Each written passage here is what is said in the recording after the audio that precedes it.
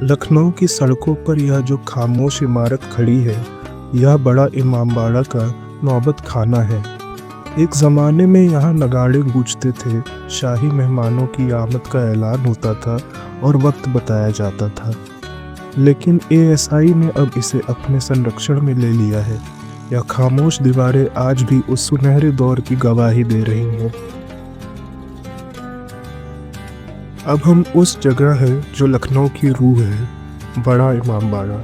इसे नवाब आसफुद्दौला ने 1784 में बनवाया था, जब अवध में भयानक अकाल पड़ा था।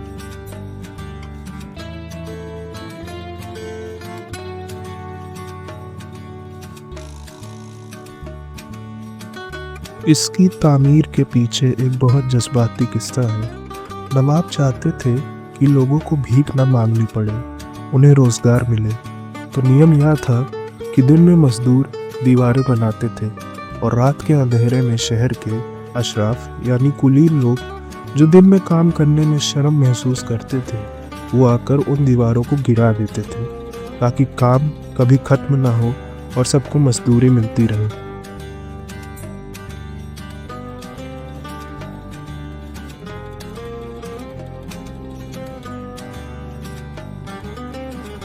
नवाब आसफुद्दौला की सखावत का एक और किस्सा मशहूर है। एक बार एक बूढ़ी औरत उनके पास एक जंग लगी लोहे की तलवार लेकर आई। उसे लगा कि नवाब पारस हैं, लोहे को छूकर सोना कर देंगे। नवाब ने उस बूढ़ी औरत का भ्रम नहीं तोड़ा और उसकी लोहे की तलवार के वजन के बराबर सोना उसे दे दिया। तभी से यह कहावत लखनऊ की फिजाओं में गूंजती है, जिसको ना दे मौला उसको दे आसफुद्दौला। यह इमारत ईंट पत्थर ही नहीं, उस दया और मोहब्बत की निशानी है।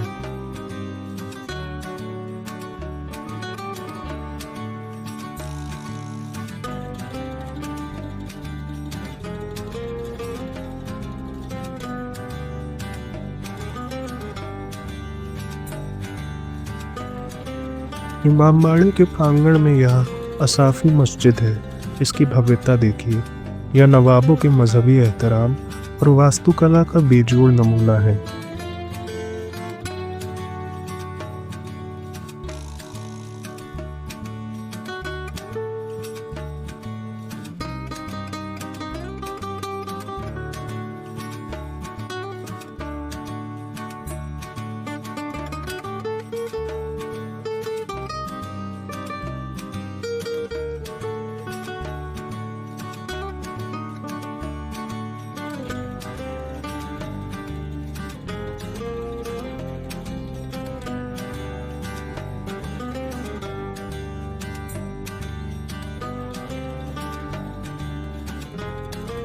यह दुनिया का सबसे बड़ा वॉल्टेड हॉल है, जो बिना किसी बीम या पिलर के खड़ा है।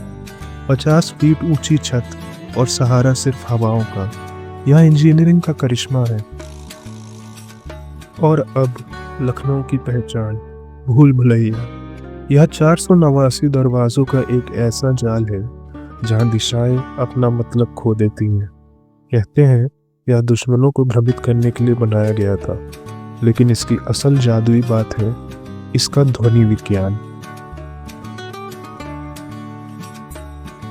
दीवारों के कान होते हैं, यह मुहावरा यहाँ सच होता है। अगर आप एक गैलरी के कोने में माचिस की तीली भी जलाएं, तो दूसरे कोने में खड़े इंसान को उसकी आवाज़ साफ सुनाई देगी। इसे बनाने वाले आर्किटेक्ट किफ़ायतुल्लाह ने इसे ऐसा डिज़ाइन किया है कि हवा और आवाज़ यहाँ कैदी बनकर रह जाती हैं। बिना गाइड के यहाँ मत आइएगा, वरना इन दीवारों के तिलिस्म में खोने का डर है। भूल भुलैया की घुटन से निकलकर जब आप छत पर आते हैं, तो यह नज़ारा देखिए। जोश मलिंगाबादी ने ऐसी ही सुबह के लिए कहा था, हम ऐसे अहले नज़र के सबूते हक के लिए अगर रसूल ना आते तो सुबह काफ़ी थी। यहाँ से पूरा लखनऊ एक खूबसूरत ख्वाब जैसा लगता है।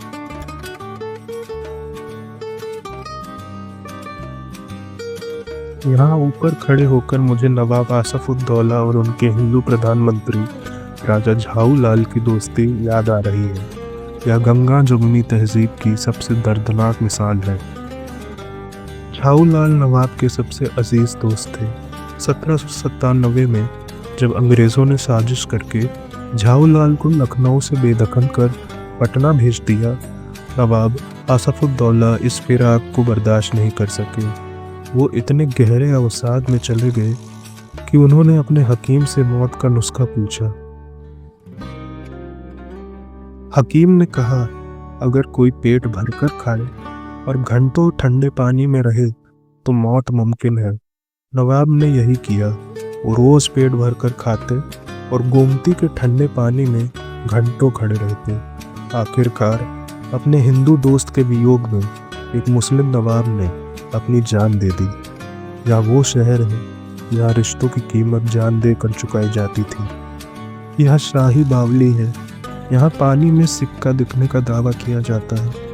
एक ज़रूरी सलाह, यहाँ एंट्री फ़ी के नाम पर एक्स्ट्रा पैसे मांग सकते हैं। याद रखिएगा, यह बिल्कुल फ्री है। स्कैमर से बचिए और इतिहास का मज़ा लीजिए।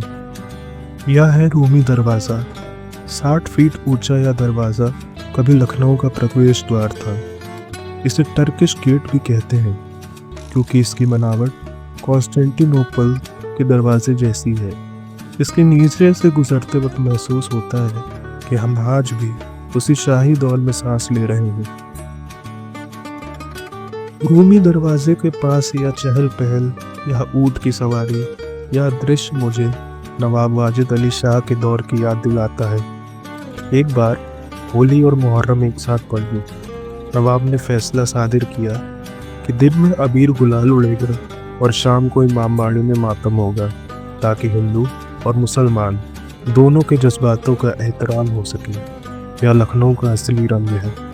सामने जो आप देख रहे हैं, यह है हुसैनाबाद क्लॉक टावर। यह भारत का सबसे ऊंचा घंटाघर है। यह नवाबों के बाद अंग्रेज़ों के दौर की निशानी है।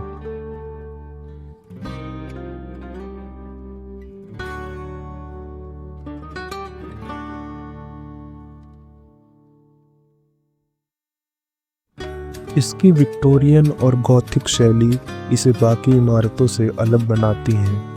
यह घड़ी हमें याद दिलाती है कि वक्त बदलता रहता है। कभी यहाँ नवाब थे, फिर अंग्रेज़ आए और आज हम हैं। इमारतों के मालिक बदलते हैं, मगर वक्त अपनी रफ्तार से चलता रहता है।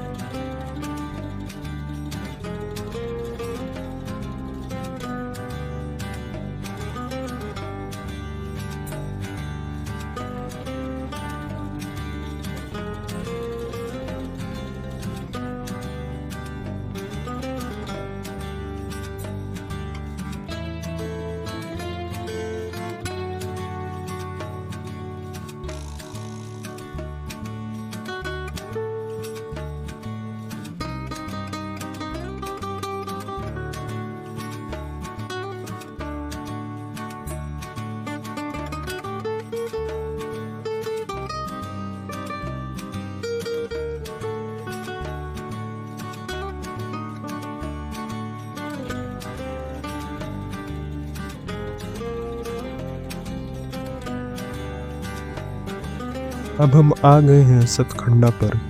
20 रुपए की टिकट लेकर जब आप ऊपर चढ़ते हैं तो एक अधूरी कहानी से रूबरू होते हैं। नवाब मोहम्मद अली शाह इसे बनवाना चाहते थे। उनका सपना था कि यह कुतुब मीनार और पीसा के मीनार जैसा बने, जहाँ से वो पूरे शहर को और ईद के चांद को देख सकें। इसका नाम सतखंडा है, यानी 7 खंड, 7 फ्लोर्स वाली इमारत। लेकिन देखिए, यह सिर्फ 4 खंड, 4 फ्लोर्स की है। इसे बनाते वक्त ही नवाब साहब का इंतकाल हो गया और फिर वही हुआ जो अंधविश्वास करता है। लोगों ने इसे मनहूस मान लिया और इसका काम हमेशा के लिए रोक दिया गया।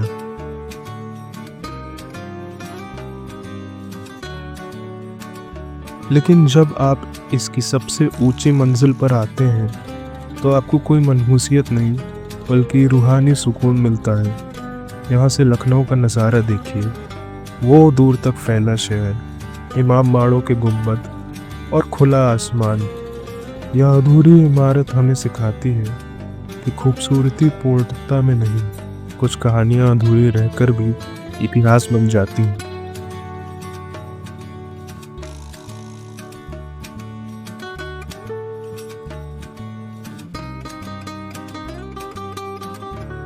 इस ऊंचाई पर हवा थोड़ी तेज है और शोर बहुत कम। यहाँ बैठकर आप घंटों सोच सकते हैं कि उस वक्त क्या गुजरी होगी जब एक बादशाह का सपना उसके साथ ही दफन हो गया।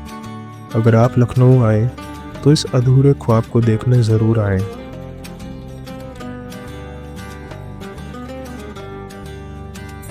और आखिर में यह छोटा इमाम बाड़ा, नवाब मोहम्मद अली शाह की एक और सौगात। इसे पैलेस ऑफ लाइट्स भी कहते हैं। जहाँ बड़ा इमाम बाड़ा भव्यता की निशानी है, वहीं यह अपनी नक्काशी और खूबसूरती के लिए जाना जाता है। यह लखनऊ का श्रृंगार है। शाम अवध का नशा ही कुछ ऐसा है दोस्तों कि मुसाफिर यहाँ से जाता तो है पर पूरा नहीं जाता। अपना एक हिस्सा इन्हीं गलियों में छोड़ जाता है। मुस्कुराइए और फिर मिलने का वादा कीजिए। इजाज़त दीजिए।